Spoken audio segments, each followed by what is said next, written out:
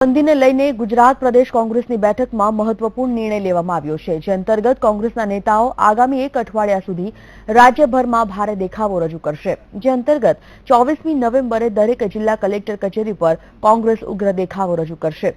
25મી નવેમ્બરના રોજ બસ રોકો અને રેલ રોકો આંદોલન કરશે.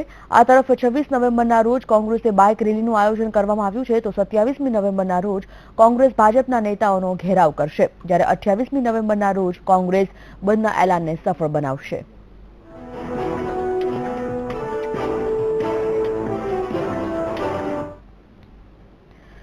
અમદાવાદ ઇન્કમટેક્સ ખાતે કોંગ્રેસે નોટબંધી સામે ઉગ્ર દેખાવો કર્યા હતા, જેમાં કોંગ્રેસની મહિલા પાંખ પણ જોડાઈ હતી. કોંગ્રેસના કાર્યકરોએ જાહેરમાં શાકભાજી, અનાજ અને દૂધ ઢોળીને વિરોધ પ્રદર્શન કર્યું હતું અને ભાજપ વિરુદ્ધ સૂત્રોચ્ચાર કરવામાં આવ્યા હતા. તો બીજી બાજુ કોંગ્રેસના વિરોધને પગલે પોલીસ પણ ઘટના સ્થળે પહોંચી હતી.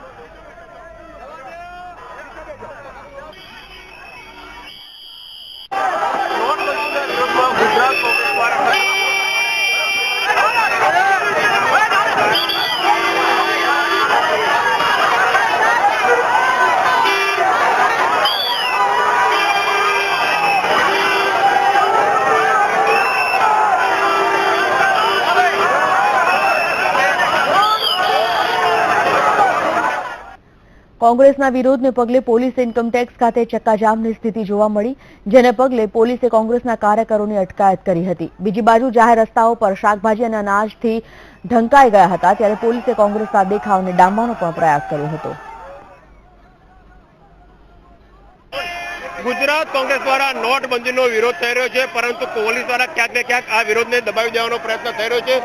જોઈ શકો છો કે ગુજરાત કોંગ્રેસના અમદાવાદ શહેર કોંગ્રેસ સમિતિના જે કાર્યકરો દ્વારા વિરોધ પ્રદર્શન કરવામાં આવતું હતું, તે કાર્યકરોને પોલીસ દ્વારા ડિટેન કરવામાં આવે છે અને ક્યાંક ને ક્યાંક લોકશાહી પદ્ધતિમાં જે આંદોલન થકી લોકશાહી સરકારનો વિરોધ કરવામાં આવે છે, લોકશાહી પદ્ધતિ પોલીસ દ્વારા આંદોલનને ડામી દેવાનો પ્રયત્ન થઈ રહ્યો છે. કેમેરામેન હિરેન શાહ સાથે ગૌરવ પટેલ, વીટીવી.